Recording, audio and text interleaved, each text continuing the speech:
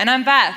And we are the founders and editors of Reductress. So today, we are going to talk a little bit about what we've done for the past 5 years and how we tell women's stories through satire. The mission of Reductress from very early on was to take on these outdated perspectives of women's media and really just put them up against women's actual thoughts and needs and feelings. Yeah, we felt very early on, that women's media wasn't really speaking to us as women. It was speaking down to us. It was talking to us in the way that women's magazines have spoken to women since the 1950s, and it really didn't represent our interests. And while we've definitely seen a lot of one-off magazine parodies, I think we've all kind of seen them, we saw something missing, and we wanted to address it. And both Beth and I came from a sketch comedy improv background, so this was one way that we felt empowered to do it. Mm-hmm. So we gave ourselves and a lot of our friends a space to make satire and make comedy that didn't exist before, and talk about things that maybe weren't talked about a lot. And more than just parodying women's media, we wanted to give women a place to speak to these experiences that we've all had and these things that were not necessarily being covered in other comedy spaces and theaters. Yeah, I'm now wondering if this required a content warning as well, but I'll let you be the judge.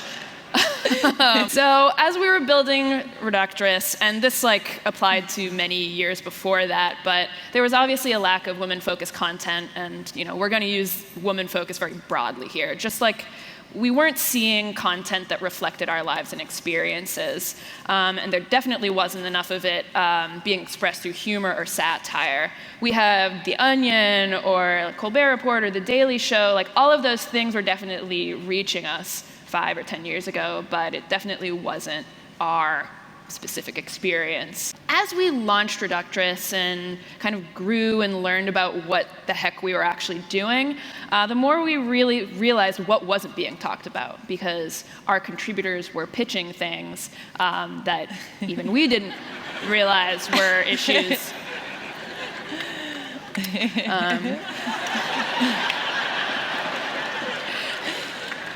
So, Yeah, and I think it was just really refreshing early on to get groups of women together and share these jokes with each other and see the type of response they were getting, which is, very well appreciated across the board in ways that we didn't necessarily expect because we hadn't seen it being done in a lot of comedy spaces. Yeah, so as you can imagine, we had some amazing conversations.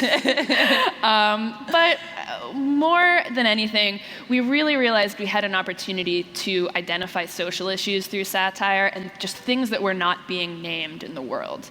So this was one way to do that wasn't just straight this is a problem and we need to fix it. We were doing it by making people laugh about it.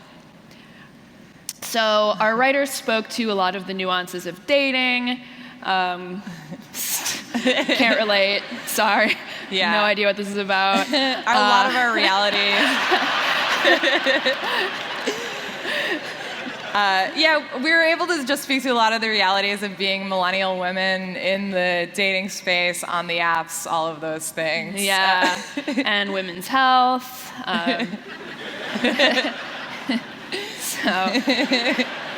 And also just daily life. So,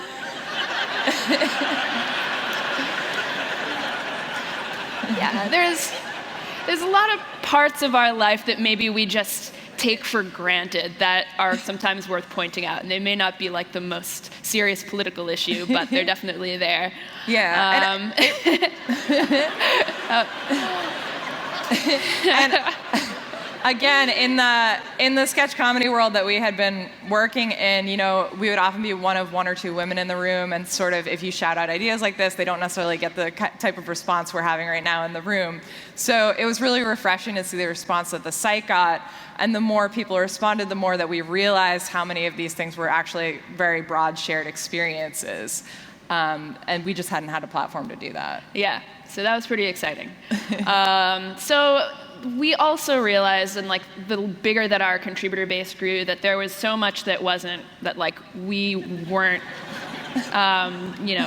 going to talk about, but like a lot of people were bringing in stuff that was very real to them. And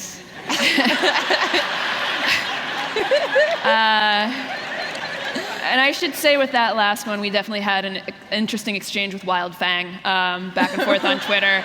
No, it was actually another short sleeve button-up company. Oh, right. But like Wild Fang was the coolest about it, whatever. But yeah, we definitely had the opportunity with this platform to share experiences that weren't necessarily ours specifically, but part of this larger experience that we're kind of trying to address. So we also had the opportunity to shed light on these finer things, whether it was paint and sip night or issues of race, class, and gender. But this platform allowed us to speak to all of those issues. Yeah, and again, I think part of the beauty of the internet and part of why we brought this to the internet as opposed to the sketch comedy we had been doing in theaters is just on the internet you can find a larger community for something that feels like a very potentially niche experience in your own community. And so we have seen a lot of response for articles like this that obviously speak to very broad groups, but that don't necessarily get a lot of play in other media spaces. Yeah. And who's here has worked in a startup that looked like that? Yeah, had a feeling. I think that was all of you. That was everyone? Got it. Cool. So obviously Twitter and the internet can be weird. Like Reductress kind of gets treated like a woman in a weird way. This is like an example of our stock photo getting hit on. Yeah, so obviously being a woman on the internet is a really weird, hard experience sometimes, and sort of the beauty of satire is that the trolls get very confused, and then their reaction is actually a lot funnier than it might be in other contexts. Yes. So like the fact that we can use satire to speak about these issues kind of gives us a little bit of distance from what we're talking about and does allow us to have a little bit of fun. And then we get responses kind of like this, which is like a neg and a compliment. It's pretty beautiful stuff. Just a pretty typical reaction. Yeah. But, it's not always fun and games. We have also dealt with some pretty serious issues on the site, too. Back in 2016, we in the office were all very personally frustrated by some rape allegations that had come out within the comedy community specifically. So people that we knew were specifically affected. And we were all very frustrated with just the discourse around it online. Yeah, we were seeing a lot of really frustrating responses on Facebook and Twitter, which you can imagine is like the usual, why didn't they go to the police? I'm speculating based off of having no knowledge of the situation and just going to question the women for not handling this perfectly. And so we were feeling very angry about the response, mainly from men who hadn't really thought through the reality of sexual assault and how you go about reporting something like that and all the legal intricacies of that. So we sort of were venting to each other in our office trying to figure out how to respond, and we decided to do a homepage takeover about rape culture. And so we got our writers together, brainstormed several headlines, and just tried to tackle different angles surrounding the ignorance around rape, sexual assault, sexual harassment. And we ended up getting a way bigger response than we expected because we were just doing it sort of to vent our own frustrations. And it was sort of cathartic for us. Yeah. And we were just caught off guard by how the response that we got, just personal emails and tweets, and people saying like, oh my God, I related to that thing so specifically. And that was impactful for us because I think the whole reason we did it was because there was so much more to say about rape culture than could ever fit in one article. And there was so much about the discourse around it that's so busted, and we just really wanted to talk about every aspect that felt really real and true to us. And each article kind of impacted different people in different ways based on their experiences, but most people were just grateful that someone was saying anything at all. So many of these headlines were sort of amazed, again, like just speaking from our experience, with how widely they would resonate with people who had almost the exact same experience.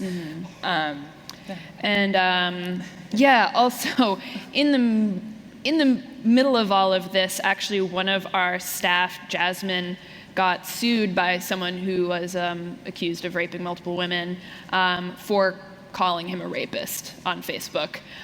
So while all this was happening, there was a very stressful staff member who was like undergoing a frivolous lawsuit, which just kind of goes to show you how much this stuff can hit home personally. Yeah, and it's really, I mean, so many of these issues and these sort of predator abusers in the community have taken such a toll on the women in our community, and I'm sure not just the comedy community, but every industry, I think. And by virtue of working predominantly with women, we've just experienced that in the office, outside the office, of just women being affected directly and indirectly in so many different ways at the same time. And this is an advance of the presidential election, which, as you can imagine, stirred up a lot more of this stuff. So yeah, it's taken a large toll on us, but I think it's been really great for us to have this outlet to sort of speak to it. Yeah, and I think getting to do it together really was an empowering act for everyone, and gave us an opportunity to do it. So now, today in 2018, 5 years later, we're still speaking to the issues on women's mind, from the personal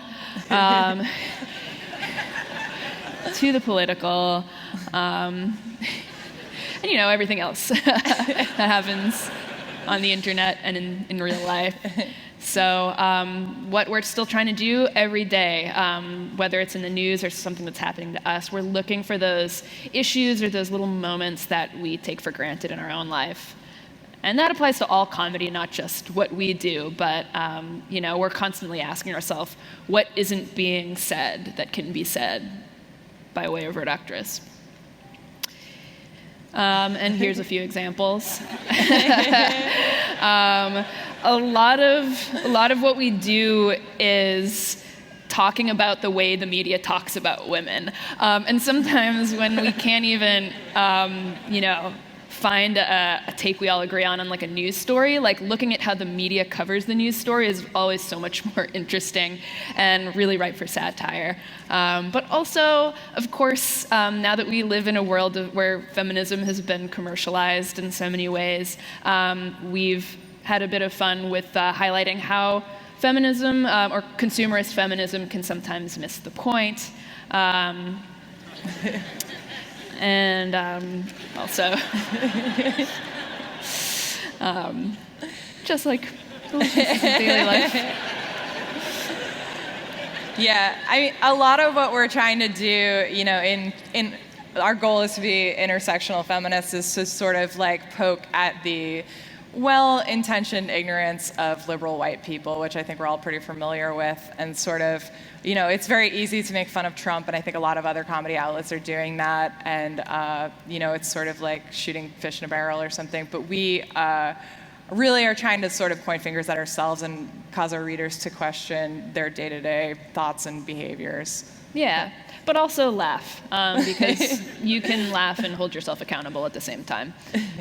And there's still a lot more to be uncovered, but fortunately we have an amazing contributor base that is of different ages, races, genders, identities, and are constantly revealing new things to us that maybe we don't even know yet. But, I would ask you guys today to see where you can find the things that aren't being said and seeing if you can put words to them in whatever medium or profession that you do. Like, where can you find the thing that's not being said, and how can you articulate it to build awareness in your own communities or on the internet or elsewhere? So we'll leave you with that, and you can find us at Reductress. Thanks, guys. Thank you.